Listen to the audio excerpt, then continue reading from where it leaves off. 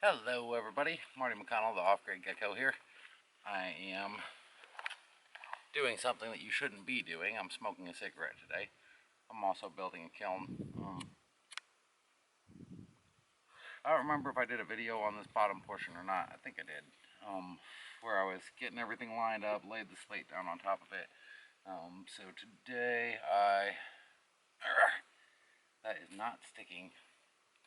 Today I went ahead and decided I'm going to go ahead and do this thing, so I took a whole bunch of grass from the field over here. It didn't really take that long to rake up. It's been drying in the sun for a couple days. I took a bucket full of mud and I've mixed in ashes and vermiculite and all kinds of other stuff into this mud just to thicken it up, because it was kind of watery when I built the top, so I have no idea what's going to happen if this entire top's just going to combust or collapse or whatever.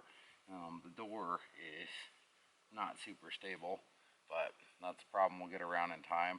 So basically I've got the top loaded up with grass. I'm going to start by doing a little pre-burn on this, and the wind's picking up, of course. The second I try to light a fire, I may end up getting in there with my cigarette to light it. But yeah, so the top part, except for this little bit of smoke coming out of the front, is probably going to burn the door open. But air comes in the front, gets blowed out the top. That's simple enough. Now when this guy really gets going, I'm going to be lighting a fire underneath here in the main chamber. So the main chamber actually heats up this top plate, and then it vents to the inside of this guy and then out of the top. So eventually, if I don't burn my face off, I'm hoping I've made the opening in the inside just big enough for a cast iron pot, and if I can get it hot enough in that upper chamber, then I'll be able to smelt aluminum in it.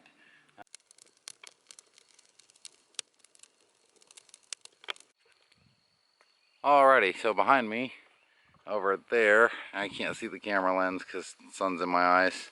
Where is it? There it is. I've got the thing going. I have done a little bit of extra work. That was one of those pesky cans that I just stepped on. Went ahead and stuck an extra piece of sonotube I had left over in the top to make a chimney. I'm trying to start like a chimney fire on purpose. I got fire burning down below, and I got this little pot of water here to let me know what the surface temperature of this is when it reaches 100 degrees. And so far,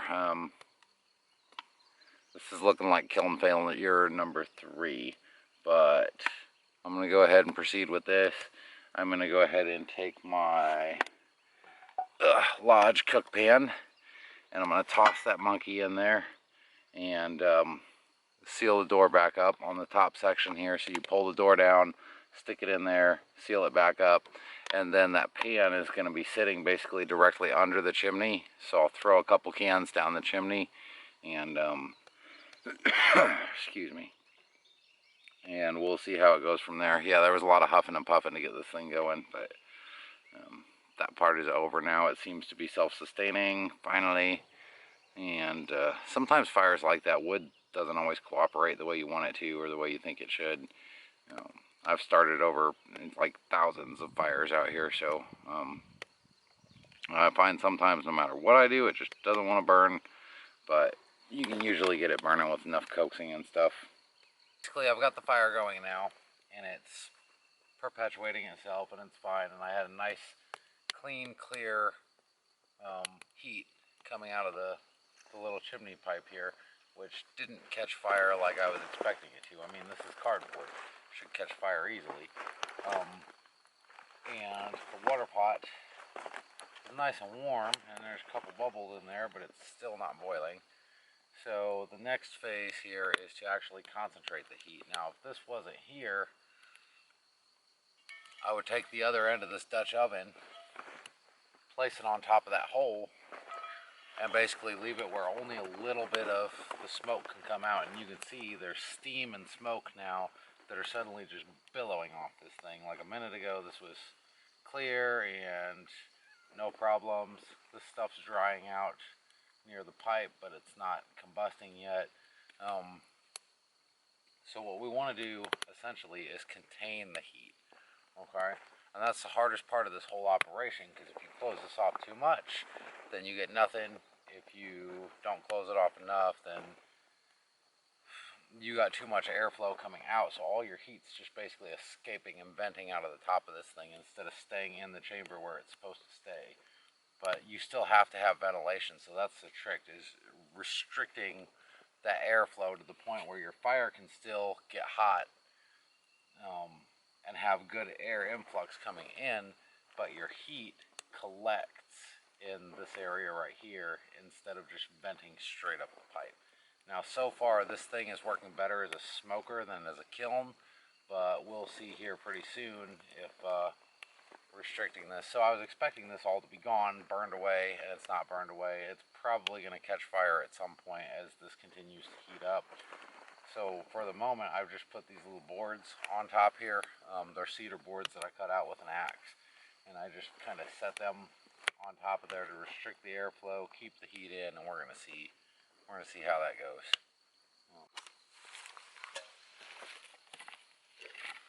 Alright, so the water pot is starting to heat up and finally steam. It's got bubbles in the bottom and it looks like it might be boiling soon, so capping this off has definitely worked. The fire is still going strong. Some of the smoke you see is just steam coming out of the clay and working its way out.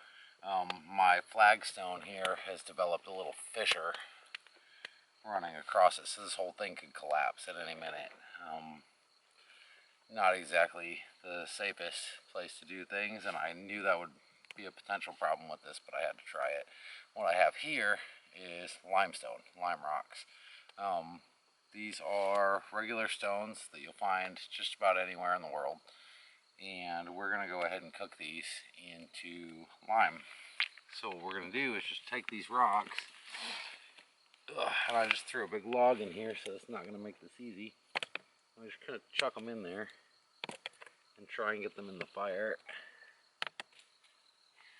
And I suck at this, so I'm just going to cheat and push them in here.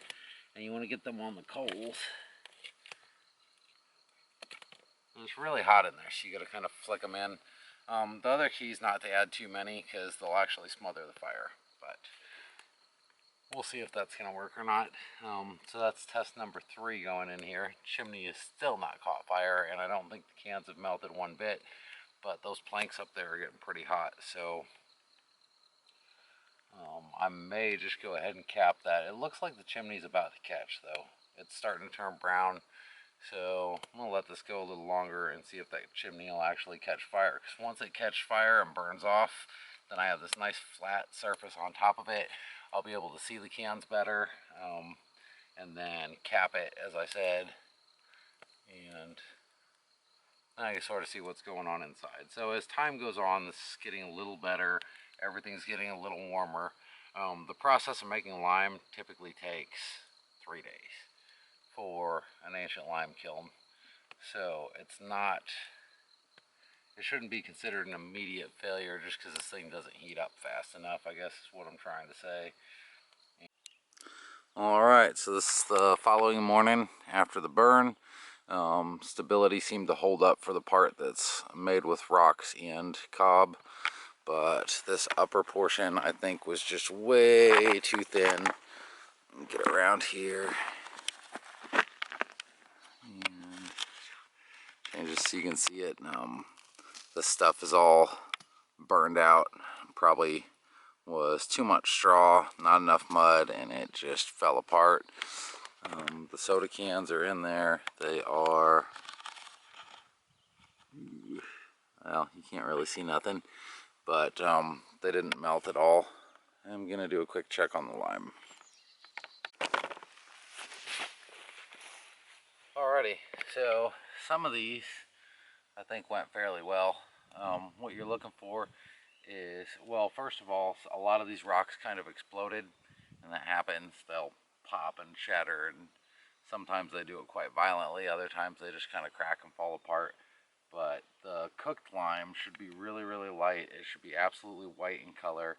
You usually see like little fissures and stuff in it, but the only way to know for sure is right here. I have emptied out the failed aluminum cans from this guy, and I'm just going to throw these in here, and as soon as I throw it in,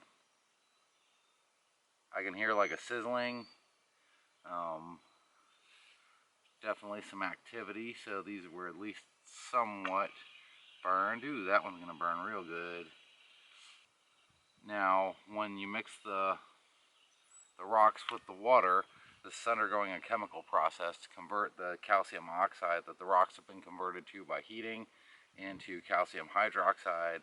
And so these rocks will just sort of fall apart over time, and they completely degenerate into like a fluffy powder that's actually like a type of lime putty, and the water will turn milky, and it'll also heat up. So I know with seashells it seems like it's a lot easier to do, probably because they're so light and they're just good at taking in the heat when they can get it.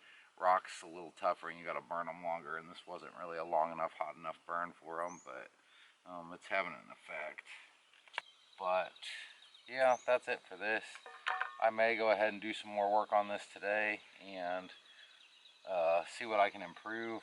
I think my next trial is actually going to be to build another one just out of the mud, straight out of the ground, and stop messing around with this cob and just put in the extra time and the extra work to just make like a earthen kiln, which is probably what I should have started with, but what can I say, I'm lazy, and sometimes I'm stressed for time, and I just want to try and get something done as efficiently as possible. So I might today go a little more inefficient and just set up a spot right over there and build something a little bit more impressive than this little guy. I'm going to go ahead and keep this bottom section intact, even though I've got a crack that's running down this guy on this top plate.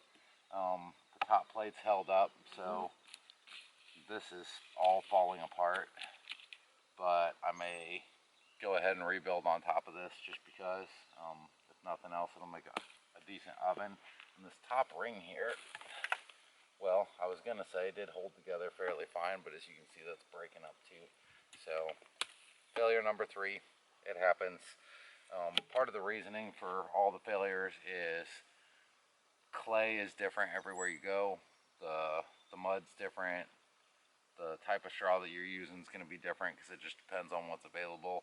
So there's not really a generalized recipe for how to make something. You just got to kind of work with the materials till you figure out what's going on. And that's why a lot of times, ancient times, things like mortar and concrete mixes and stuff like this were closely guarded secrets of the guilds that produced them.